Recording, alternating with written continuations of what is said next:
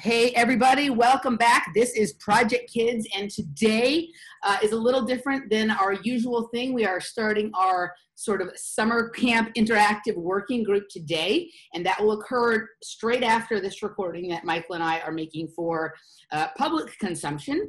And this is going to be a very interesting endeavor we are off on. So please make sure, if you are interested in joining us for the workshop portion of this, that you contact me at technobrat21@gmail.com so you can join us. This will be, people can join the group later on. They'll have some catching up to do. But if what we're doing here with these Project Kids shows is interesting you and you would like to participate in some very interesting stuff going on off of the recording, then hit me up. All right, Michael, it's been a couple weeks. We're back. We have a new endeavor going on today, and you just came back from an adventure, and my life is weird and always an adventure. How you doing? I'm doing great. You know, I'm happy to be here. Yeah, the last couple days have been a fun little roller coaster out of my normal routine, and I'm happy to be here with all of our new participants and excited to see what unfolds. Absolutely. So we have the people participating in the group here listening as we record this, because there will be crossover between what's talked about. So we're doing it in front of a live group sort of for the first time. And yeah, it's kind of exciting. It's very exciting. So a couple of things. So just to throw things off, just as we get started, in between when I just talked to you a little while ago and now, Michael, I made an interesting discovery and my own little synchronicity about Chatsworth, because Michael and I were talking a little bit ago just about exactly what we were wanting to do here, because he'd been out of town for a little bit. And I decided for some reason that I was going to make a backdrop for this of Chatsworth, of the place where I went to summer camp, right? And for some reason that became very important to me. So I'm searching Chatsworth on Google in images. And of course, it's not showing me Chatsworth, California. Right, what it's showing me is Chatsworth House in England. Have I told you about this, Michael? No. Okay, so I grew up in Chatsworth, and it is named after Chatsworth House in Devonshire, England. And so the Chatsworth in California is on the corner of Devonshire and Mason. It took Andrew Bashago explaining that to me as an adult before I put those connections together, even though it was always right there, right? And so somehow, I don't know if they're on the same ley line or why they decided this is a good spot. Maybe it has something to do with the land separately or whatever. So what comes up is all this Chatsworth House stuff. And there's some interesting, like I have your book right here, right? And I'm going to talk about this in a second. But there's the Chatsworth House is in front of a river that has a bridge right like that over it, right? And the area in Chatsworth where my camp was that I was looking at, to try and find a picture that I wanted to use, I ended up getting more interested in something else and forgetting to look for a picture, is right around this area called the Santa Susquehanna Pass. Susquehanna, Susanna, right? Right. And there's all sorts of similar things around the area in Chatsworth as there are in some of the places that you describe in your book here, for this, with the Rites at the 40th parallel. So I got very in, I was like looking at all this. So at some point, maybe you and I are just going to have to go through and take a look at this Chatsworth House and Chatsworth and whatever, and do some kind of correlative show here or whatnot. But I'm looking at it right now. I see the bridge you're talking about. So yeah, I'm excited to go down that path at some point. And on Santa Susquehanna Pass, there's a radiation leak, just like 3 Mile Island. There's water and power processing plants back there. It has all the same stuff that you have along your Susquehanna, right? In this area of Chatsworth, there is not a river back there, but that there is a lake called Lake Maynard back there, which Maynard also refers to something, like a castle, manors, or where they have castles and blah, blah, blah, that kind of stuff. So it is kind of interesting. But when I saw that bridge right over the water sitting in front of the Chatsworth House in Devonshire, England, I was like, oh, that's interesting. So yeah. I'm looking at that right now. So we'll have to dig into that. And part of the reason I'm talking about that is we were preparing for this, I went over, Michael sent me his the Rites of the 40th Parallel booklet a while back. And I was very busy at the time, and I kind of looked through it and whatever. I was like, oh yeah, it's very interesting, and But the last couple of days, I really have been reading it and sitting with it. And for anybody who is joining us on this journey, whether you're actually participating in the group or whether you're just following along with the videos at home or on Patreon or whatever, I actually think that everyone should get this and start doing these rites. You don't have to be at the Susquehanna to do them. He's outlined plenty of techniques for participating, either with different geographic locations or through sort of projection or whatnot. Lots of you guys have remote viewing skills and things like that, so you can actually transport yourself there. But this, as we do this, if people are working on this privately in the background, I think it's going to really help through this process. You sort of outline what I really like about sort of transmutating personal emotional garbage and things like that in order to allow the sort of, wise self. In fact, I'm going to read kind of I just want to read this little part here before we get started with whatever else we're going to talk about what it says. So here, it might seem there's a few things in here that you're going to have to read the book to get the context for, but I think you guys get it. The singularity is predicted to occur in 2045. A quick look at world events reveals a possibility for the planet to self-destruct before that date is even reached. But rest assured, Bacon knew of the potential dangers of what he was unleashing, and he included throughout his many works a plan for humanity to avoid this end. Bacon being Francis Bacon.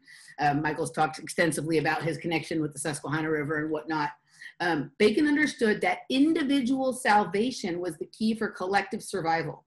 When the individual transmutates emotional garbage from life's trials, he becomes the wisdom version of self. This is what personal transformation is all about. When this happens on a large scale, humanity reaches the collective level of emotional maturity needed to harmoniously live with each other and handle, in this case, advanced technology. So this group that we're sort of forming is like a miniature version of that, right? Like the microcosm of the macrocosm kind of thing. And it says here that, in the pages that follow, you will find all the information you need to participate with the Rites of the 40th Parallel for your own personal transformation. This information is meant to serve your personal growth and to bring about healing, while also providing a means to participate in the collective work of building heaven on earth. And that is really what we are trying to do here. So this is a small working group that if, it doesn't take everybody in the world doing it to start to have a big effect on things. And so we're starting with us. So that was it from his just sort of introduction to all of this. And then as I was going through, I kind of had a really good understanding of why Michael and I are able to connect the way we do, and why this is coming together in the way it is. And he was doing this at a very similar time that I was doing my own transmutation and growth process. And both of us were using significant natural places, me Chatsworth and him the Susquehanna River, as sort of the backdrop, but really in an interactive way for our own personal transformation. And I'm going to talk about this a little bit more when we go into the group part, but it has a lot to do with walking, how important walking is, the power of walking, and being able to work through your emotions and discard all, work through the pain of it, discard that part, and find the tools that lie underneath it. So we're going to get into some of that later today. But I just wanted to say, I was really glad to have gone back and looked at this again. Something told me that before we started this process, I needed to go take another look. And I'm glad that I did. And I think everybody who's listening should go check this out. It's gloriously simple. And you know what I mean? Like a lot of books on personal growth and transformation are huge tomes that are sometimes difficult to understand. This is not that. This is very easy to understand. Michael's done a great job of breaking these things down, simplifying them, and offering resources if you want to go into more complexity about it. But this is a great place for everybody to sort of start that journey. So good job, Michael. Well, thank you. And it was a real pleasant surprise when you said that you wanted to talk about that today, because I wrote that, I don't know, like 4 years ago, something like that. And, obviously, like so much of the world has changed in the last 4 years. And obviously, like that's also individually. And I've changed so much. And there's this, I mean, I don't think I'm the only one. Like whenever you create something and then you look back at it 4 years later, there's like part of you that's like, you notice how much you've changed. Like, oh, you know, I don't know what does that really ring as true for me as it used to do? And I sometimes feel that way, and I haven't read that for a long time. And I sell a good number of those, and so like every time it goes out, there's like, do I want to read this again? Do I like this? That was 4 years ago that I looked at it. So hearing you pick it up and like reading it to me, like really encouraged me to maybe go back and look at that myself. But then also what's happening is I have been rewriting the beginning. I want to have currently, like, you know, the last couple months I've been putting energy into redoing like a second version of it and going a little bit more into like the Susquehanna mystery and why I think it's, you know, why that aspect, because I don't really go into the Susquehanna mystery. I just go into like, well, you know, this is how we can utilize a natural resource and tap into like natural reality in a deep emotion, like human way. So the timing of that is perfect. And then also this trip, which I took this weekend, ties in with it as well. So thanks for that. And then the second thing, which I'm really excited about you sharing this within this group, was when you mentioned like a lot of people here have remote viewing capabilities. Mm-hmm. When I wrote that, I had in my mind, like I was inspired by the whole sort of like Disney World mapping. Like if you go to an amusement park, you know, they give you that map. And, you know, we've got like an interesting relationship with Disney, you know, like how, yeah. And so like we can go and invert and play with the stuff they play with. So what I think have done so well is the way they utilize maps and made it very fun. And like, they're not exactly to scale maps, but they are accurate depictions of a territory. So I took that, and the Rites of the 40th Parallel highlight 4 specific locations at what has been identified as the sweet spot on the you know, arguably the planet's oldest river, are identified by both the Rosicrucians, by the Freemasons, and then also by a long line of the native people of both North America and Mesoamerica have identified the 40th parallel at the Susquehanna River. And I've identified 4 locations and did a little bit of geomancy. Like, you know, I interpreted what the landscape is, and I explained that, and then tie that into the personal transformative experience. But then I did these maps, these Disneyland maps of the location. And I wrote that, like I had 2 things in mind when I did this book. One was, all of this is within a handful of hours drive from New York City, Philadelphia, Baltimore, and Washington, D.C., this megatropolis along the East Coast. So it's like, I knew that there were 400 million people within a day's car trip to go and have these experiences. But then I also wanted, because so much has happened on the river, computer technology, globalism, and 3-wire distribution of electricity, which has affected everyone on the globe. That's why, you know, all of these rituals were done there. That I wanted to be able to have people utilizing their active imagination skills to be able to go and have that experience. So that's when I stole the idea of the Disneyland map. And if you look in the last 4 pages of the book, you'll see like big things of the map, which can be ripped out. And I always envision people to like put them on their bulletin board, just have it like in the backdrop of their mindset. And so like whenever they want to tap into something like the destructive element, when I'm ready to let something go, when I want something to die, you know, I'm ready to move on in my life, whether that's like moving off of sugar or moving off of a relationship or moving off of a mindset, like this is how I tap. And what I like so much, and I do this myself, is like I always like almost like you see on Google Earth where you drop in that like little person on the map and you can see the street view. Like, that's what I envision, to like drop yourself in on these maps. So the idea that this group we're working with are all like familiar with like this like active imagination, remote viewing, whatever you want to call it, the ability to take your consciousness and playfully go somewhere and do something, you know, that's like, that really, really like excites me. And I'm immensely grateful that you shared this here, and that, you know, people are going to go and play with it, hopefully. So thanks for that, you know, for all folks. Absolutely. And I want to make a recommendation as you think about revisiting this book. This one of the things that's so glorious about this is its simplicity. And the fact that you haven't included the stories from the Susquehanna mystery in it, I think so my suggestion would be, when people want to do this, that they do this first, and then when you make a second version, then they can go back through with that. Because what's glorious about this is there's not much story to it. And one of the things that I have, so when I was sitting with this, like, it seemed like about the same period of time, you and I were both going through this personal transformation. We were doing a lot of walking. We were beginning to, you know, do this sort of taking personal responsibility for everything kind of thing, like owning our emotions, dealing with them, all of this kind of stuff.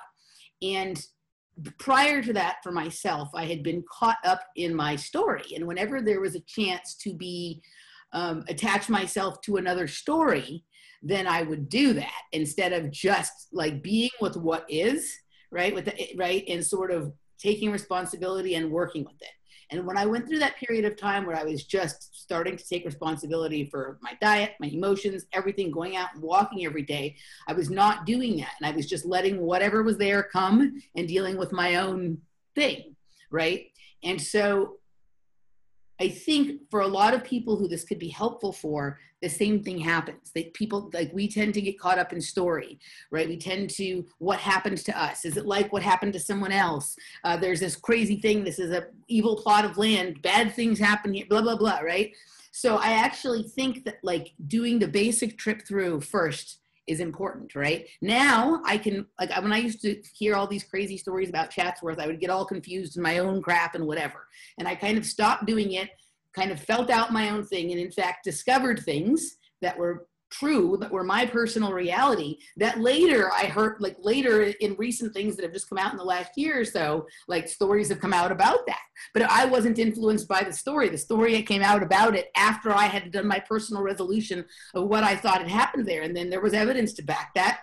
Now I can go engage with all these stories about what Chatsworth is, with the, you know, all the military, the weapons companies that are there, that with the Manson tunnel stuff, with the, you know, child trafficking and whatever, without it, like, like changing and affecting how I deal with myself in a way, right? So I was ready to start to re-engage the stories again. But I think there's something beautiful and simple about it the way that it is, and having like a version 2 for sort of after people had kind of done these rites for themselves, and then they can kind of go back and see how all of this mystery winds into it and sort of go into a deeper exploration. Once you've taken personal responsibility for yourself, then the deeper explanation of seeing where that story ties to you, right, can I think happen without you getting lost in story, right? So I'd say, like, do a first round through and a second round through edition, so people can kind of progress their way through it as they become more able to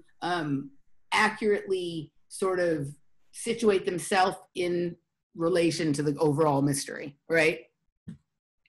Well, that's good advice. I appreciate it. Like, I'm thinking, like, as you're saying that, I'm like, well, then maybe I just do it like text format ebook or something. So, which is a whole lot easier than like I love hands-on, like I like things in my hands. I want a book in my hands. I want to write notes, but okay. I that might be a nice way to go and bridge the two, because to really appreciate the depth of like why that location is so important. Like, you need, like, when you hear those details, it's like, you know, it goes to a different level, but you're right. It's more about the personal experience and less so about like that story. Yeah. You know, once you've had your own personal experience there and you figure out some things for yourself, you always have that. And then you're not as easily influenced, right, by sort of what everyone else's story about, right, because you know what yours is. Yeah. So anyway, it's really cool, guys.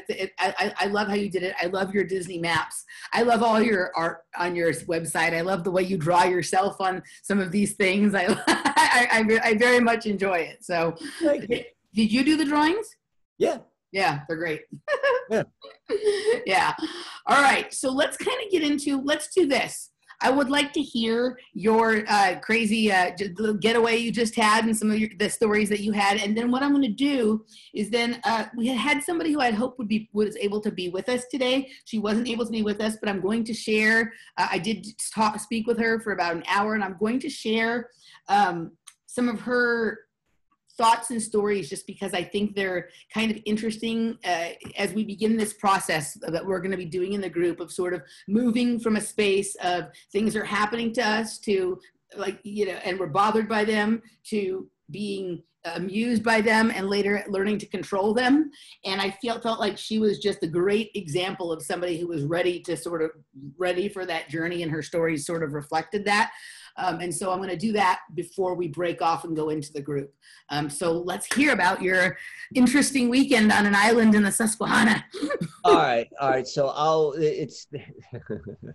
so this was Jenny, my partner, was her birthday. So we wanted to go, and we've been traveling a bunch, like with family or to family sites this summer. You know, we went down to Tennessee and which was fantastic. The Tennessee River, which was the beginning of we went to Chattanooga, where the beginning of the Trail of Tears began, and it's got a real rich and sad history of the last 400 years story on the United States, but like we're kind of getting into that space. And then from there, we went into Asheville, North Carolina, and then we did some stuff on the coast on Maryland, and all of that was family related. But this time was a birthday, and we're like, this is just going to be the two of us.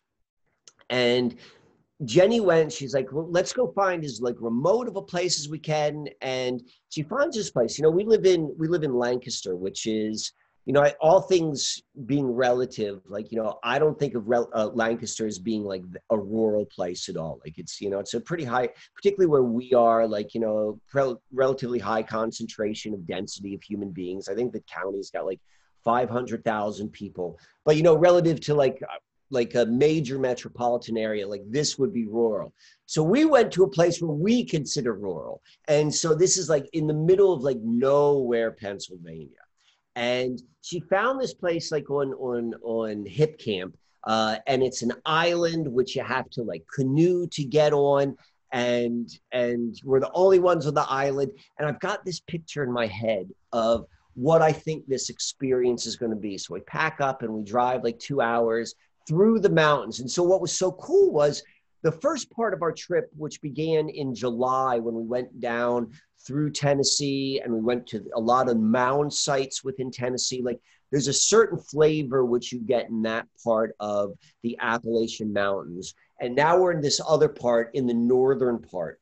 And we're going through there, and we're just like noticing, like, you know, how everything looks different, how people feel differently. We're noticing just like how many people are wearing masks driving, how many people aren't, like just like all of the different sort of flavors. We're in the same like kind of like part of the world, the same mountain chain, but, you know, we're separated really clearly, at least within American history, through this like Mason-Dixon line sort of stuff. So we go and we arrive in this island, and this guy picks us up, and we take our canoe down, and we find our campsite along in the back part of this island. As I'm walking through there, it's very reminiscent to this place I went to in 2011. I went down in northern Peru to a ayahuasca retreat, like in the jungle. And the way this is set up, like it looks like that. And like, I'm so excited. We go there, and then as soon as we find our spot, I see on the other side of the river, I'm like, oh, there's the friggin' highway. And like the whole time you could hear the highway. Like I've got like this huge expectation of like really being like far away from everything. But like at the end of the day, we're like right there.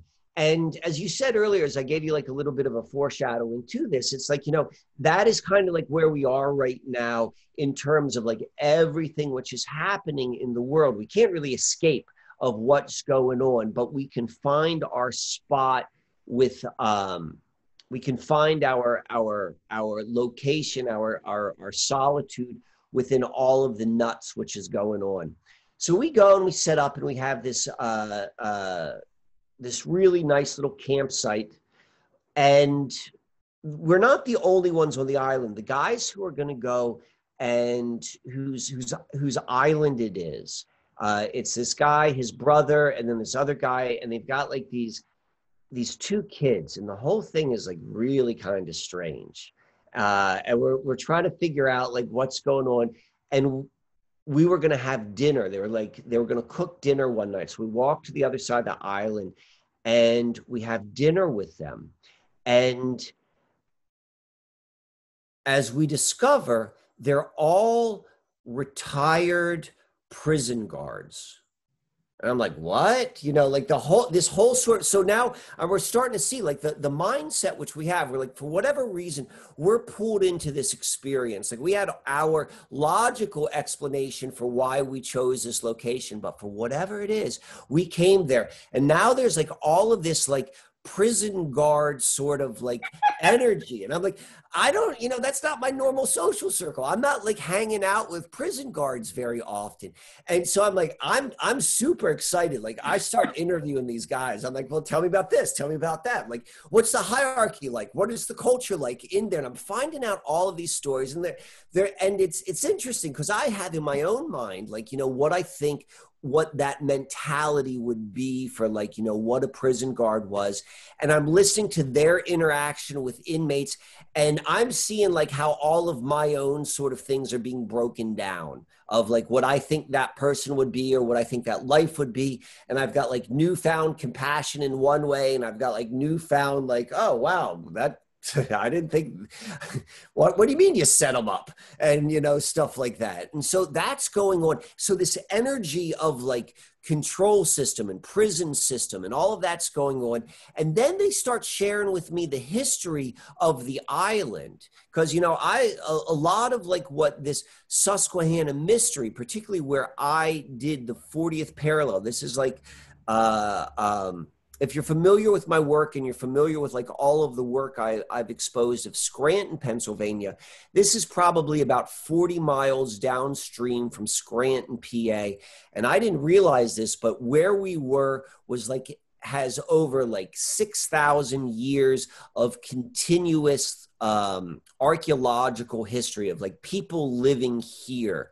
And usually when you have like 6,000 years of continuous history of people living in any particular area, at least from one level, you can explain it for like, well, it's because geographically, this was the confluence of rivers, or there was this or that. There was like it was very convenient for life for this reason. And it didn't seem to have any of those obvious explanations. So I'm sitting in this sort of energy of like, okay, I'm dealing with prisoners. I'm dealing with like, this whole prison thing. I'm also looking at like, this is like a very significant location to human beings for 6,000 years. It's Bloomsburg, Pennsylvania. If you want to look on a map, I think that's a city now or a town now of maybe 10,000 people. So that's sizable.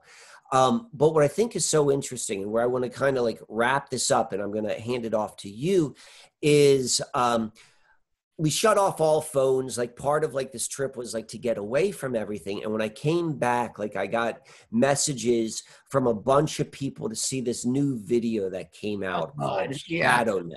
Right.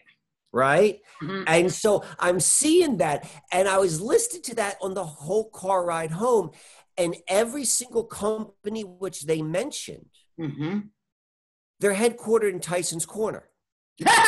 Okay, this is great. This is going to wrap perfectly into where we're going to start the next portion of this. Exactly. So I'm coming back from the trip. You and I have talked like, the last, I think it was 2 episodes ago, we're talking all about Tyson's Corner and like what's going on there. And that's the real prison.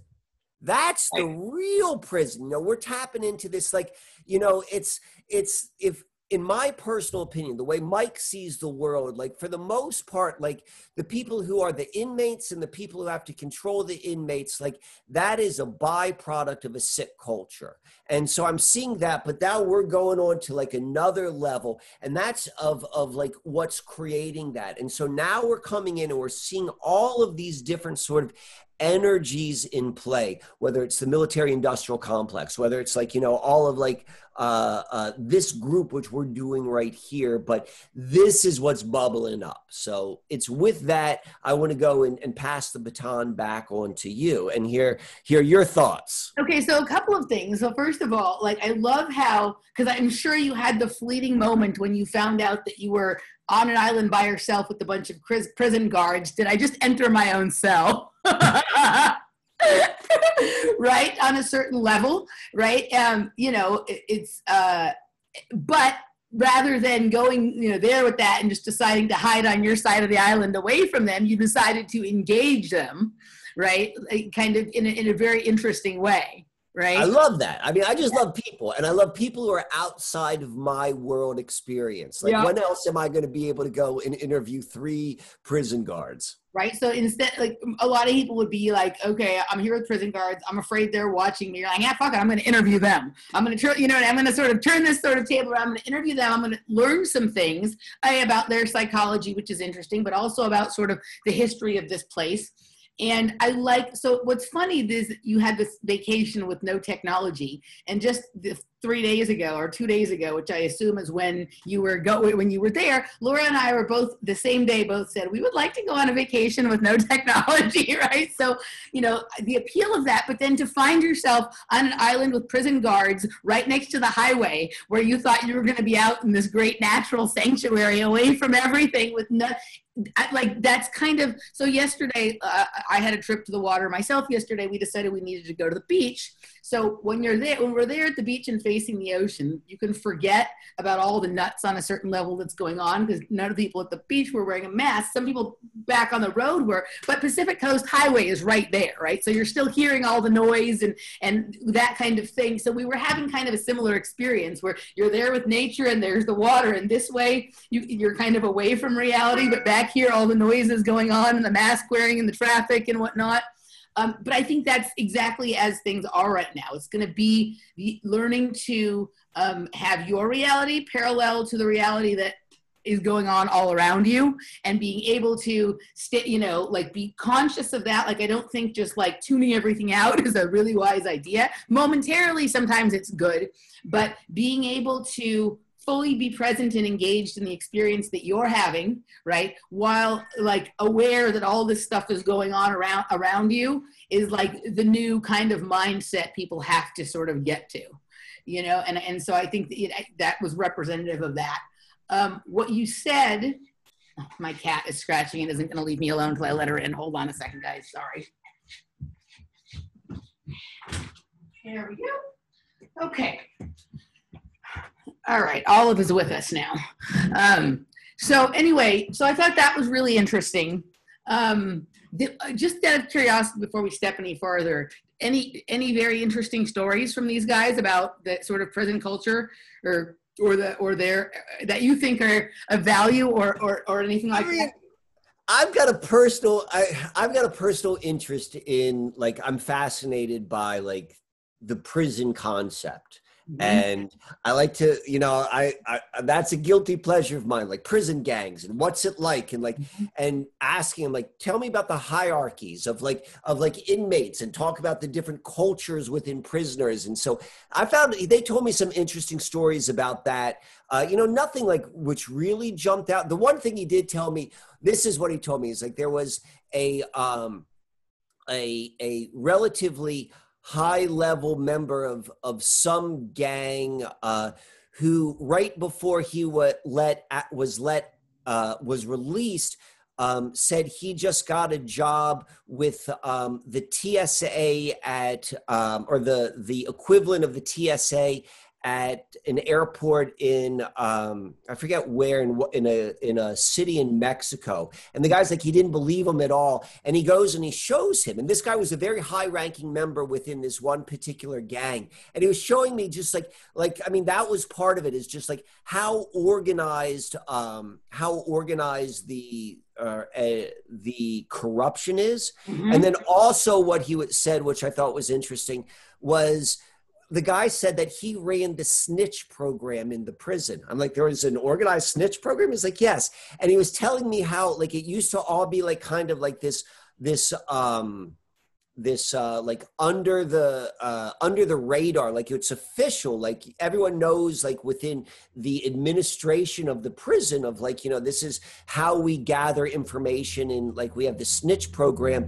But then how it became a state-run program, and how they used to pay the snitches more or less in the currency of cigarettes, but Mm-hmm. then they started getting actual money from the state. They're like, you know, like the snitch program dried up immediately because it became official and people's names got in databases and stuff like that. And then secondly, it was like, you know, cash doesn't really have any place within the prison economy. Like, it's like, you know, it does like a little bit. So I thought that was kind of interesting.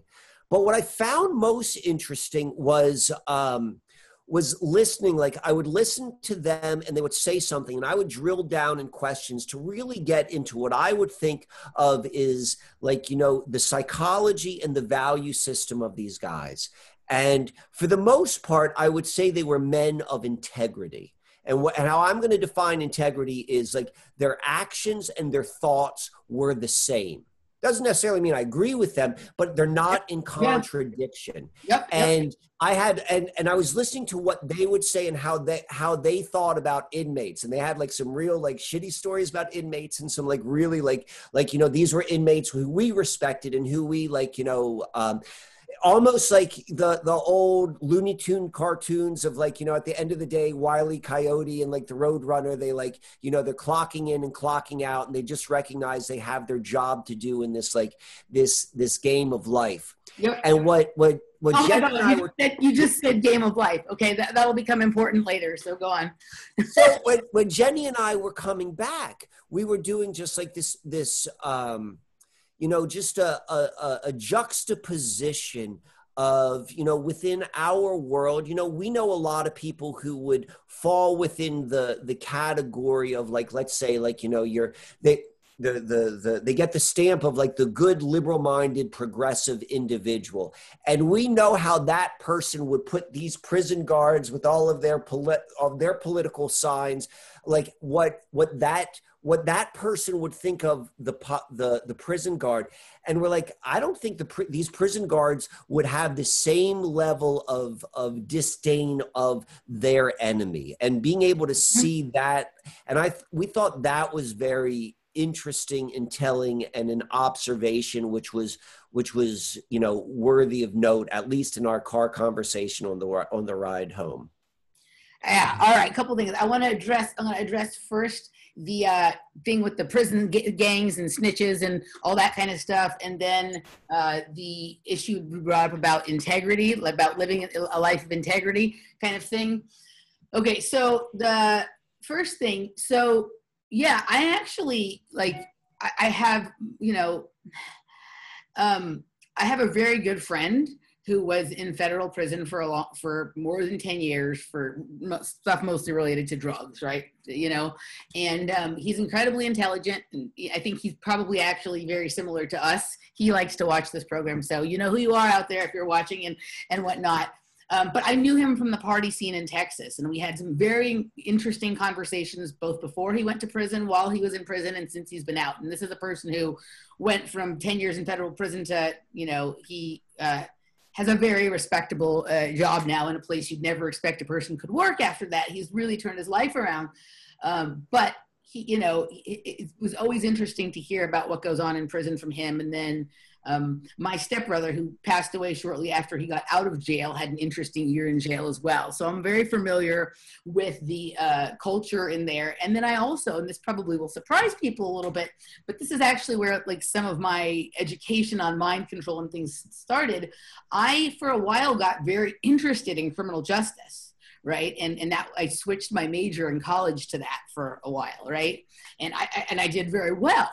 And it was hilarious. Like I was still on drugs and I'd go to class on drugs and like master the class, which most of the people in there were like the teachers and the people they'd have coming to speak with us were like narcotics officers and agents. And right. It was kind of interesting, but there very much is a societal structure in there. It's very organized. It's not very different than government in there. Right. Like in a lot of ways, but also, have you ever, Jesse Ventura wrote a book about the gangs of government kind of thing, right? Like, the Republicans and the Democrats are really like the Crips and the Bloods and all that kind of stuff. And he had some interesting insights about that kind of thing. But also, it's very well acknowledged that the government was very jealous of how well the mafia operated. Right. And in more modern iterations of the way government deploys things like intelligence agencies and homeland security and things like that, it's very much modeled after the way mafia did things and the way prison systems were run and whatnot. So that doesn't surprise me, about the guy going to work for the TSA after, and then about those snitch programs. One of the things I know from my friend who was in prison is the only currencies that really count in prison are like cigarettes, drugs, and stamps. Stamps are the way that they actually trade in there, right? Because you can trade, like that's the currency in the prison, because you can trade the stamps for other things kind of thing. So it's like a representative of cash, or at least it was then. I don't know. He's been out for like a while, but that was kind of interesting. So yeah, it is fascinating. And to hear, that whole, to be able to just sit there and listen to that, I'm sure was super interesting. But what you said about that you felt like these people lived their life in integrity because they lived as they believed, like that's actually like been a big thing. So Matt, I'm going to do a show with Michael Joseph this week, and that's kind of going to be sort of the backbone of what we're going to talk about is like morality or integrity. And that, it isn't so much about whether you agree with what another person thinks or is doing, but having respect for them if they're living according to what they say they believe. Right, kind of thing. So that was interesting that came up with them as well. And I liked what you said also about how that you didn't feel like they would have the same kind of judgments against the people that are quote unquote their enemies as those people would have against them. Right. I find that's pretty much across the board. Like, right. Like it goes to, so Laura and I were having a conversation this morning about some of the challenges with our families, right? And like for me, it's the, like my sister is who I love very much, but is the epitome of the academic SJW, right? Like the professor that is, like fighting racism by agitating for more racism kind of thing, right? And like when she disagrees with me, she like the look she gets on her face and the tone she takes in her voice is one of like absolute scorn and disdain for me, right? Like whereas when I sort of, when I disagree with what she's saying, like if I find more humor in it, right? Like she is living according to what she believes, but she has vast judgment, but she also thinks we shouldn't judge people, and she's being very judgmental of me because I don't, it's very interesting. So yeah, no, I agree with you. I think people who have jobs like the ones like being a prison guard, right? Like that brings those things into really sharp focus, right? And you obviously have two kinds. You have the kinds that end up like what you're talking about, and then you have the kinds that become like the corrupt cop that wears their, hat far back on their head and has the big belly and their baton and whatnot, and it goes one way or the other. So it's interesting. Like I think that never in a million years would you have ever expected that you were going to have the complete prison education. It was the best. Like Yeah. I've known people in prison, so I've heard like I've asked those questions. Mm-hmm. So like to hear, I've not had this. That was definitely fascinating. This was the other thing which I really liked too. They said in every prison there's always one guy who's like at the top. Yep. Like there's one guy, and like and understand and getting into that's what I found fascinating. And I'm like, how does that person, how did they get there? And it's like, the amount of pull they have outside of the prison. And they would tell me stories about how they would influence other prisoners through influencing their family members outside of the prison. Yep. And then their family members would come back and be like, you got to stop what you're doing right away. So just like the way our government works. Exactly. Yeah. Exactly. That by using blackmailing and brownstoning and all of that kind of stuff to keep people in line with, with the overall point, thing that they're going for. Absolutely. There was one other thing that I wanted to say. Game of life. Oh, we'll get to that in a second. But the other thing is I also like kind of fetishize some of this prison stuff. Some of the best TV shows and movies have been prison TV shows and movies, right? Like Orange is the New Black. It was fairly interesting look at women's prisons, right? It got kind of silly in the last season or two, but in the beginning it was quite fascinating. And then one of my favorite movies of all times was the Shawshank Redemption. You see that movie? Definitely. I wanted to ask him about that. I didn't, but that's what I was the whole time. Like I'm talking to him, I'm like, this is the image which has been put in my head by media of what I believe a prison guard is like. Yeah. And so like, as they're like sharing me these stories, like, that's the best I got.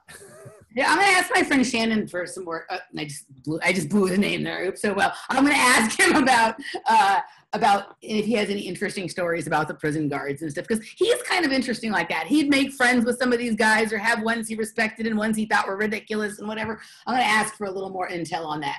Okay, we're gonna go on to the stories that I'm gonna share because it'll connect to the game of life, right? All right, so let's see. Here, okay, so this person, I'm just going to call her D because I don't know if she wants to be talked about publicly or not, but she reached out to me after our third episode when we were just starting to begin to think about rolling this into something else. And she had this interesting little thing she told me about that I thought I liked, and it will go into the Tyson's Corner stuff and whatnot and the game of life sort of here. So she said, "Hi, Emily, thanks for the great discussion with Michael. 3.2. I have had these types of experiences for a very long time. I could actually write a book. I wouldn't say I'm targeted, but apparently I am watched. So after many, many years of synchronicity and bizarre experiences daily, I lovingly refer to whoever's orchestrated this as, quote unquote, my team. They showed me years ago this image. When I was a child, there was a little game board. It was magnetized, and you could maneuver your little car on top of the board from a magnet underneath. I feel like someone has been doing this with my life. There isn't a day of my life that goes by that I don't question this reality," right? So I liked this idea, and there's one of her stories later, she actually says the game of life, and I'll see if I can find that one in a second, because it's funny, because she actually literally says the game of life. But I liked this kind of idea of a little magnetized game board, right? Where, a couple of things I liked about her story. I liked that that was the episode where we talked about targeted individuals, right? And she's already in that space where she wasn't seeing herself as targeted, but as being watched. And my conversation with her sort of revolved around, like, what would it take to move you from the space of being watched to being like you're the one orchestrating all of this, right? So we kind of had a conversation about that. But I liked this idea of a little game board because you and I had this conversation about the Tyson's Corner, right? And certain places that we've been at certain places times in our life. And I had been thinking even before she sent this to me, like, what if it really is like when we're thinking about having been targeted or being part of projects or programs that like, it isn't all so intricately woven where like you're being monitored every second all the time. What if there's some kind of idea inserted just to make sure that at a certain point in your life, you pop up at a certain location, or that you are drawn to certain locations, and they can check up on whatever kind of programming is going on, or that's where something will occur. Because you and I both had this thing where even though we grew up on opposite ends of the country, doing totally different things, we both found ourselves at one point in our life magnetically attracted to the Tyson's Corner Mall. Right? Like magnetically. Like every time I would go down to Washington, D.C. to visit, to do whatever, I would always on the last day, go to the Tyson's Corner Mall, right? Spend some time there. And then I'd drive home, and I always would have that shit where I would be falling asleep in the car on the way home, right? Even though it was only like a 3-hour, 2.5-hour drive back, right? Now, one of the thing that I noticed back then that was interesting about the Tyson's Corner Mall was that there were 2 gaps inside of it.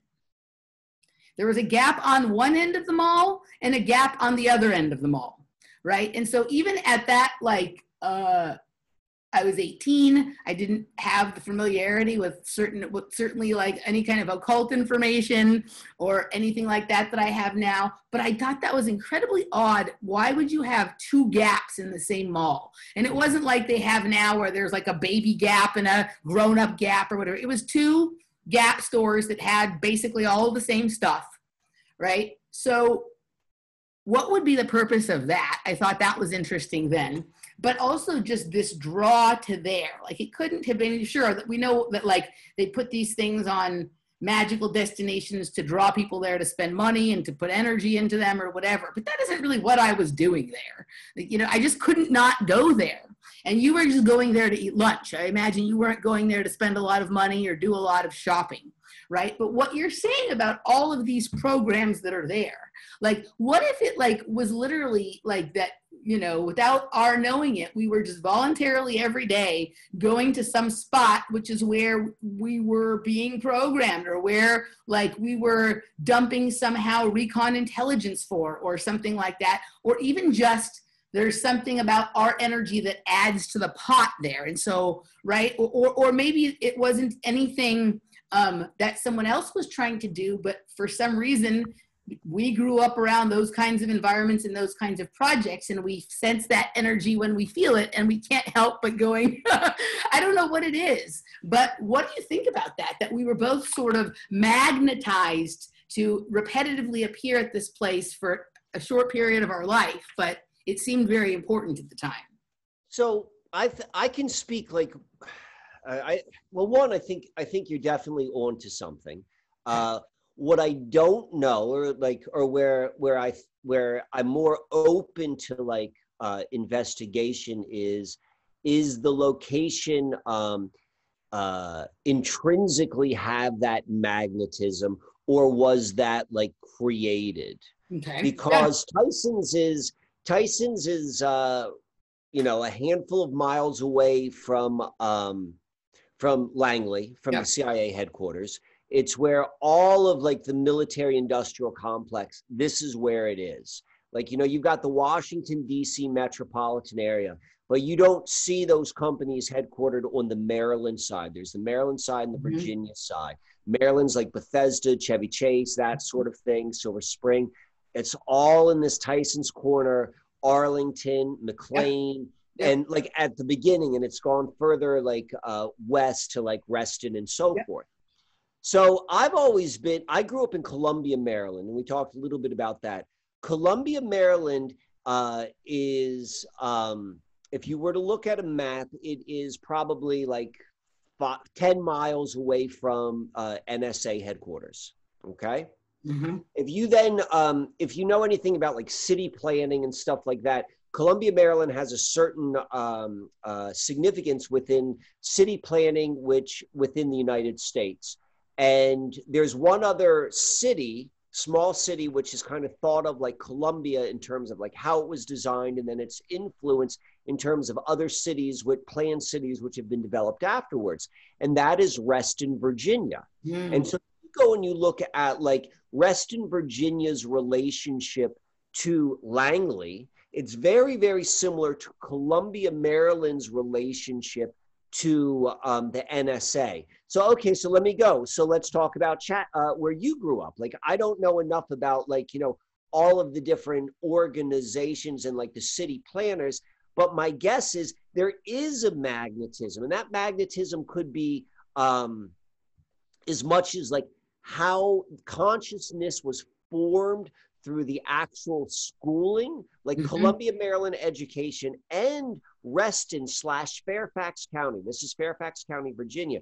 They're both like known from like Money Magazine mainstream perspective of like, these are great school programs. Like, well, these are programs which were designed to create a certain way of understanding reality. Jordan Maxwell has done such an amazing job, I think, at explaining, like, this is why you wear the mortarboard hat. This is what the education process is, to design you to think a certain way. Mm-hmm. Now, that what Jordan says is general. What I'm saying is specific. Columbia, Maryland, like maybe Fairfax, Virginia, maybe where you were educated, and maybe even more so like the projects for like the identified children within them, they were identified for a certain level of consciousness, like a certain frequency, like whatever, however they want to measure that, because there's infinite ways. And maybe that's where that magnetism comes from.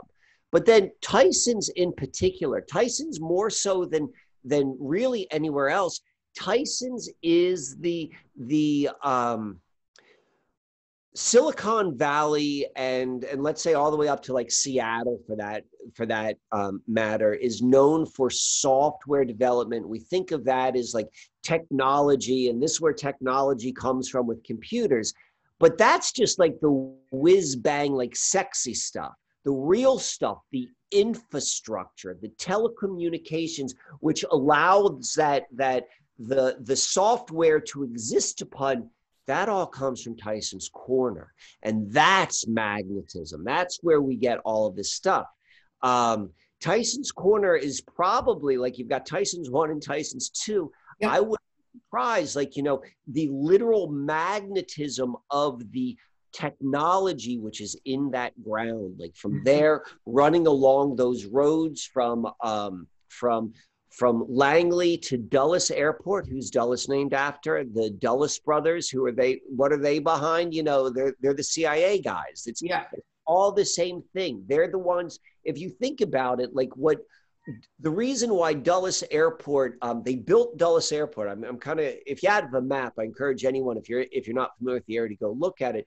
Dulles Airport is connected to Langley and all of those places by what's called the toll road, the Dulles Toll Road.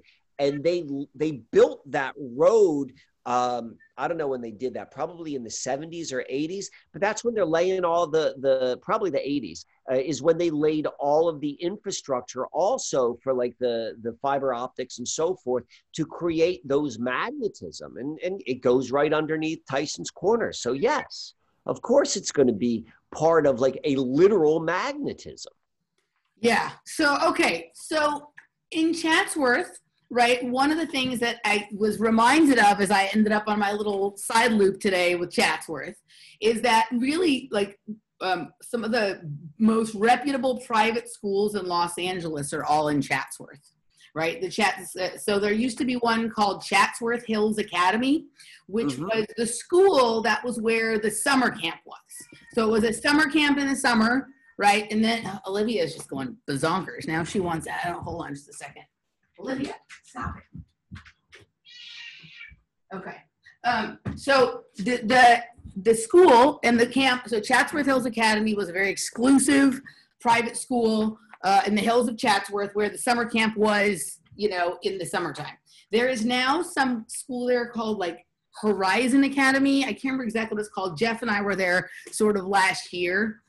It seems to be some kind of school more for like Middle Eastern or Persian kids or something like that now. That was kind of interesting. So that's right there where the summer camp is. I went to Egremont, which is a school like that gives a particular kind of French education, but it's right there on Devonshire. It's on Devonshire that we talked about. And it used to look like a normal school when I was a kid, but now they've redone it and it looks like a castle. They like turned it into a castle. So the school is literally a castle on Devonshire Road kind of thing, right? Devonshire, it's very interesting. But I didn't go to there's also another private school in Chatsworth that's very reputable. Like it really highly colleges recruit like tons from there. It's called Sierra Canyon. These are all like some of the best private schools in Los Angeles, so probably also in the country. But one of the things that I recognized that I received at the private school that I went to, different than a lot of the people's, I received an actual like trivium education, right? Where you learned how to think as opposed to what to think. What to think, yeah. right? And so it was different, right? Like it was different, and that that it definitely bled into. I mean, for me, everything was kind of an interesting combination of the things that went on at the school, the things that went on at the summer camp, the things that went on at the gym for me, and then the things that were going on with the Hollywood involvement kind of stuff, right? But back, Chatsworth maybe wasn't planned in the same way as Columbia or Reston. The place that I would suggest taking a look at to find that kind of planned community that's here in California is a city called Irvine. Like it was a project from a university kind of thing on creating, there's UC Irvine is there, right? Right. A fully planned city. But I do know from my conversations with Andrew Bishago that the point of Chatsworth as they developed it into a suburb, and we lived there pretty, we moved there in the 70s, was, there had been stuff there since I think about the 50s, right? Like living, neighborhoods built, but was to bring together people working in like technology and people working in academics, or people working in some our next door neighbors worked at Lytton, right? Like at Lytton, which is, connected to IG Farben and all that kind of stuff, right? And my mother worked at Atlantic Richfield, which is ARCO, which is the gasoline company. And my father worked at Pierce College, right? And there was people who worked in schools in the neighborhood and people who worked at some of these like Rocketdyne and what's the other, Boeing and whatnot that's back there, right? So that was sort of the idea there. And then of course, Chatsworth was on like a Native American burial ground kind of thing. So there's that history. But can I pause you for 1 second? Because I want to go back to the Chatsworth Hill School. Yeah. Okay, so it was founded by Liz Shapiro. Okay. All right. So I just pulled her up real quick and I read her obituary. Obituaries are one of the best ways to find out about folks. So 2 things. I've been reading this book which was given to me like 5 years ago. I never wanted to read it, but I just started reading it. And I don't know if you've ever heard of it. It's called, I'll show it right here. It's called the Gaia Matrix. And it's all about like this guy lays out ley lines and really explains it very, very much about the Northeast United States. And he talks very, very specifically about what's known as the Finger Lakes region of New York. And he makes this really compelling story about the significance of this location. So, okay. So your lady, Liz Shapiro, that's where she grew up. She grew up in Syracuse, New York, which is right in the head, right where all of this Iroquois Nation, like a very significant part of the Iroquois Nation, and where this guy says is the epicenter of this Gaia Matrix is, or at least one of the biospheres are. And then she moved to Endicott, New York, which is right on the Susquehanna River and is the home of IBM, where IBM began. So like, at least from a consciousness, energetic sort of level, like this woman came through that sort of, that is within her actual DNA experience, or maybe not her DNA, but from her, like her existential, her existence. Like she's been through that. And then she went and she created what you're describing. Okay. So I didn't go to Chatsworth Hills. You're going to love this. I didn't go to Chatsworth Hills Academy, but I went to the Ranch Club summer camp, right? And when I went years later and tried to do research on it, there's nothing there. But my father remembered that the guy who ran the Ranch Club summer camp was someone that he worked with at Pierce College, of course, right? And so he remembered his name. And so we were able to find reference to the Ranch Club summer camp by looking up his obituary. Right. And I found it mystifying that, you know how you can find something on Facebook for everything. I couldn't believe that there was not like kids that attended Ranch Club in the 70s Facebook group, right? Nothing. There's no reference to Ranch Club anywhere online except for in this obituary. And when I went and read the obituary, there was something very interesting in it that made me know that it was there so that if people like me went looking for it, there was literally an MK Ultra trigger phase. If you've ever read Dave McGowan's work and when he talks about how the Sheriff Moose read a poem when they were trying to catch those DC shoe snipers, like he got on air and read a poem because he was trying to reprogram them so they'd come back, kind of thing. So, okay, so I've just pulled up the obituary again. So this is the guy running the camp on the same campus as the school, right? His name is Leon Fenwick, right? And he has a couple of interesting things about him. He created, or he developed what's called the University Racquet Club, right? Which is like a tennis association for college tennis players. Now, I'm a terrible tennis player, but for some reason that I've never been able to figure out, I'm obsessed with tennis, right? And so he created this culture of like tennis clubs where people get together and play tennis, but also talk about tennis and develop culture about tennis. And I've always talked more about the sort of symbolic nature of it or the social aspect of it or whatever, because I'm a terrible player. So I thought that was interesting, first of all. So maybe somehow tennis was used in some things with me as a kid. But it talks about the ranch club here. It said, so he developed he was a tennis player and he developed this university racquet club. And in 1964, the family moved to California, where Leon continued his career in education. He went on to develop the Ranch Club Summer Day Camp in Chatsworth. Leon was an avid one-time nationally ranked tennis player who thoroughly enjoyed the sport throughout his lifetime. So rolls down a little bit here. And then listen to this, right? Okay, so when they're describing where the memorial is going to take place, and I knew this because like it's such shadow twilight language. This is what it says: travel down the lane of California pepper trees that Leon planted and nurtured. Follow the green balloons. The south side of the property is lined by railroad tracks. Turn right and travel up the lane of large pines. Right? Like all of those things in there are references to the tie between this man and that land and whatnot. But if you go listen to some of like the things that have been used to trigger or so if people are looking to find information on the ranch club and all they're going to find is this, like if they're trying to figure out what happened to me at the ranch club, right? Fortunately, I knew about this stuff before I went looking for it. And they read that line, it almost sends them right back there and takes them out of the loop of figuring things out and brings them right back into their mind control, right? Like, that kind of thing. So they had for him his burial or whatever, his memorial right there at this camp, right? Years after the camp was no longer operating. Like the camp. Did you see the memorial? Did you see the burial? I didn't see the burial. Were you a child? Well, like when does that fit within your story? Like when you were. He died in 2011. Oh, okay. So this was way after you were. Okay. Right. All right.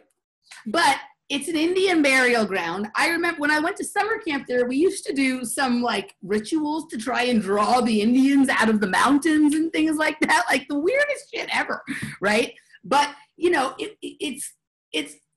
so we're both looking at obituaries of people. She ran the school, he ran the camp, right? So school would be much more along the lines of technology, right? And things like that, and IBM and software, and summer camp is more about physical activities. Now, what was interesting, so he was the athletic director, his kid, Jim Fenwick, was the football coach at the college my dad worked at, and his wife, Jan, and his daughters were gymnastics coaches. Now, they were never my gymnastics coaches, but it brings together this whole thing for me of like summer camp gymnastics and tennis, right? Kind of thing. Like I wasn't playing tennis, but it's so interesting. So he's there on that same spot running the summer camp. She's there running the school. And it's sort of, I don't know that I have a cohesive thing to this yet, but it's very interesting, right? Like, and what is there? So on that, go ahead. Well, I don't finish your train of thought because I want to reflect on this because I got something really reflective of that. Okay, so when Jeff and I were there last year, and Jeff is like, Emily's taking me to her silly place. She thinks this Chatsworth place is, much more important than it is. And then I take him there, and he's like, oh, this is the weirdest fucking place ever, right? And so I'm showing him all around. I show him the summer camp, and what's really interesting about the summer camp is there's a little railroad there, right? They talk about it in the thing there, right? There's a little railroad of a defunct, there's no train that actually goes through that part anymore. They built a different one, but it's a little tiny sort of railroad. And the railroad goes up through the Manson Tunnel, which is on the property of the Chatsworth Park, which is where the camp is, and goes right up to where Boeing and Rocketdyne are, right? Like it's a very interesting, so quite literally, like some of the things that we've talked about in terms of like underground bases, under the summer camps and stuff. Like literally like little kids getting on the little train at some point and leaving the summer camp and going up for their thing at the underground base under Rocketdyne or, you know, or whatever it is. And the little kid might just remember they had a train ride, right? Like that's part of the cover. Oh, how fun. We got to go on the train kind of crap, right? Yeah. But trains are really important in all of this. I know as you've talked about with railroads in Scranton, Pennsylvania, and, you know, it's very, lots of other people have associated the trains to all of this kind of stuff that we're dealing with. But so there's this little train thing there. And then of course, Jeff and I go up and to the top and we do, you know, a session. You know, he does some interesting work with sort of the spirit of the land and things like that. And we do this session, you know, that is meaningful to me because of my personal experiences there. And then 2 days later, the huge fires in Chatsworth break out that spread from Chatsworth to Malibu, you know, almost like whatever we cleared, something, you know, the land reacted kind of thing. So it's an incredibly powerful place, right? The amount of, you know, the Manson, the Manson, all that stuff with, what's her name? I can't think of her name right now. The whole thing with the Manson case, the woman who died. The one who was Roman Polanski's wife? Yeah. That's all there in Chatsworth. Spawn Ranches. Rosemary's Baby? What was her name? Like, Rosemary's Baby is so significant. Sharon Tate. But there's a huge connection between all the stuff that went on in Laurel Canyon, like Dave McGowan's work and the stuff over in Chatsworth. It's a fascinating place. Let's hear your reflections. So, okay, so that the Rosemary's Baby. So Rosemary's Baby coupled with the movie The Wicker Man, the first Wicker Man, not the one that was made with Nick Cage. They're really, really significant in terms of understanding how groups of people who are in on the same page or on the same playbook can create a false reality for the person who doesn't realize they're being targeted. So I think about that a lot. So, okay. Yeah. So I have a preschool which I went to when I used to live in Richmond, Virginia, which I have an internal knowing that I'm like, something happened there. I don't know what it was. Like, I'm not even suggesting it was anything particularly nefarious, but I'm like, something is in my unconscious which drives me there. And the school is called the Sabbat School. And one of the things which has always intrigued me about that is just the idea of like how Sabbat has multiple meanings, and particularly when we think of like a witch's Sabbat. You know, that's what I think is why I'm like the Rosemary's Baby thing is come in full circle. But what's so interesting about this is I have searched extensively for this. This was like kind of like this is the 70s, and this was at the time. This was like a cutting edge educational program in Richmond, Virginia, in the 70s, and there's nothing on it. Yeah, absolutely. I can find references that it existed. Mm-hmm. I just can't find anything like who the people were, what made it so different, and what was special about it. And most interestingly, this is my memory. This is the only memory I have. It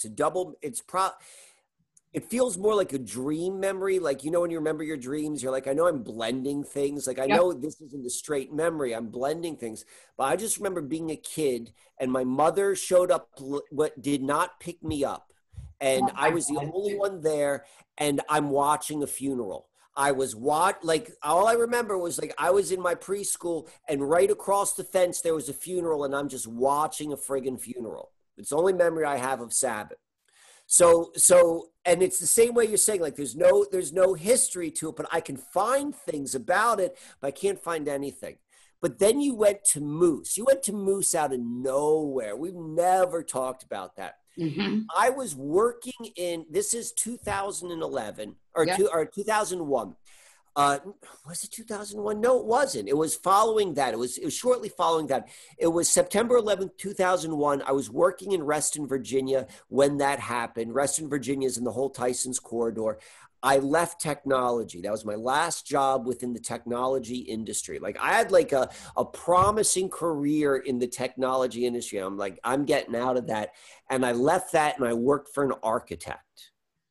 And that architect's office was across the street from Tyson's 2, which is about 2 blocks away from Tyson's 1. Yeah. And it's fancy than Tyson's 2. Yeah. Yeah, that's super fancy. Yeah. And so this is right when the whole sort of DC sniper thing was happening. So I'm living in that area and I can remember all this stuff. I remember my wife then was like terrified. And there's part of me which had absolutely like no concern about that. But I was fascinated because I was living there. Yeah. If you happen to remember any of the details related to that, there was one of the shootings which was at Home Depot. There's a Home Depot. Yeah, I remember. Yeah. I was living in Arlington, Virginia at the time, probably about 4 miles away from Langley. If you go look on a map, I was living, here's where it gets even freakier. If you're familiar with the area of Arlington, Virginia, like I was living in the subdivision, which was known as Yorktown. I lived in the same place where Eric Schmidt grew up. It's like, not like they're expensive houses now, but these are like 1940s Cape Cod. So I was living there. I remember this so clearly. For whatever reason, I get up. I'm like, I got to go to Home Depot. I drive, and it was like, we just bought the house, my wife and I at the time. It was kind of like a fixer-upper. So I'm always going to Home Depot. But I remember being like, internally, I got to go to the Home Depot. I drive there, and I remember my wife said to me, she's like, be careful of the sniper. And I remember laughing at it. It was 10 minutes after I left that Home Depot. Yep. That the sniper shot. And all I know is like, why did I go there at that time? Yeah. So the reason I'm bringing this up is like magnetism. Like, I'm not saying I was the shooter or I was to be shot, but I'm like, what the hell is all this stuff? But so a couple of things. So one of the things, like for me, when I was really trying to break programming hard, right? I kept having fear of going to I was afraid, suddenly got afraid to go to the Dodger game, that some big attack was going to happen and they were going to blame it on me, right? Kind of thing. So literally whenever any of these events happen, like I have a feeling a number of people who have been project kids, assets at some point, patsies or whatever, are literally drawn to that space so that like they have plenty of fall guys in place to take the blame, kind of thing. Right? Kind of thing. Or whether they be as a victim of it or whether something gets blamed on them, right? And it also could literally just be that there's a frequency being put out that actually draws the person there, that because you went through a similar set of programming draws you too. And what actually better way would there be to get rid of evidence than to like get rid of old MKs or whatever that they're not wanting to have to deal with because they know we're going to wake up and do what we're doing kind of now, or whatever kind of thing, right? Than having them show up at these places and be victims of the whatever or something, right? So that they're not concerned about the fact that multiple people might be drawn to the site. I think that's probably like pretty likely. So Dave McGowan, like there's a reason they had to take Dave McGowan out. There's lots of reasons why, but I don't know if you ever read his earlier book. Everyone knows him for Weird Things Inside the Canyon, but his earlier book called Program to Kill, where he talked about serial killers and summer camps and how all of these serial killers were connected to each other based on the summer camps that they went to. Right? Like, oh, I did not read this. Yeah. I mean, so I've read snippets of the book. I don't actually have the book, but I've listened to a lot of commentary on it and I've read parts of it that he had posted on his website. I'm going to get it. I need to get it. He also has an interesting book about fascism called The Real Meaning of the F Word. But he basically, the serial killer was like a made up thing to have one person to blame for intelligence agencies taking out people that were no longer useful to them. Like, right. This was all MK Ultra kind of stuff and right. And so that is fascinating to me that you were drawn to that same sort of drawn to that place. But yeah, I've always been fascinated too by serial killers. Right? Like I was terrified of the Night Stalker when I was a kid. I couldn't stop watching. And a lot of that stuff happened right around where I grew up, lived and stuff like that. So there is something about that. I'm going to have to go take a deeper dive into that book and see. But yeah, it is funny that I brought up Moose. I had no idea your connection. Well, that is, yes. And let me just say two things, then maybe we'll go break for like the second half. Yeah. One is like, as you going back to where all of this, and this is what I think is so fun about these conversations, because we don't know where it's going to go, is this began with the question you asked, what do you think it is about Tyson's and like the magnetism? Mm-hmm. So we're talking about, we have to at least be open to this idea that the technologies which are actually out there are so far beyond like what we know. Like, I mean, that's like they're 100, the real top secret's 100 years beyond what we think top secret is. Yeah. So like part of like the people who may be programs, like they are the actual transmitters. Absolutely. And one more thing I want to say, and then we're going to break, is I too was drawn into this, watching this Shadowgate. Everybody, I could, like, people were trying to force it on me, right? Like it started on Friday afternoon after this weird thing that happened on the Alex Jones show where the girl got like arrested, whatever it was, right, kind of thing. And I'm like, at certain points, I'm like, why is everyone trying to draw my attention to this? Like, this feels like more of the same kind of bullshit that, you know, to that right kind of thing. But what you're saying, I didn't realize that those companies that you're talking about are in that same spot right there in Tyson's Corner, Virginia. So for me, to a certain extent, like, to me, a lot of the story is more of just the same, people exposing stuff, people getting arrested, you know, whatever kind of thing. Like, okay, like I already know that, why am I watching it? But this is fucking fascinating, that all of that surveillance technology, all of that asset monitoring technology emanates there from Tyson's Corner. Yeah. So for the purpose of this conversation is why I was being forced to listen to and watch hours around all of this Shadowgate stuff, right? And I haven't seen it. Like I turned my phone off Friday afternoon. Yeah. Like, I have no idea what you're even talking about, like the Alex Jones thing. Like all I know is I turned my phone off Friday. I went on the prison island. Yeah. I went on the prison island. We had a mushroom experience. And like, with the prison guards. They kept on walking in on us. And like, like Pennsylvania is not really like a nudist sort of place, like pro-nudist.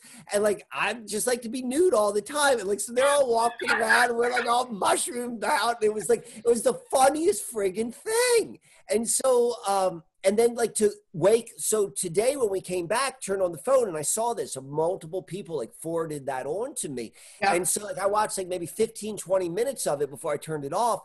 But so yeah, now to go and have this conversation, you know, and being like these nodal points. So let's go back. What do you and I, and probably all the people who are watching this, who are resonating with it, is like, you know, what are we nodals to? What are we like what are we triangulating in terms of information?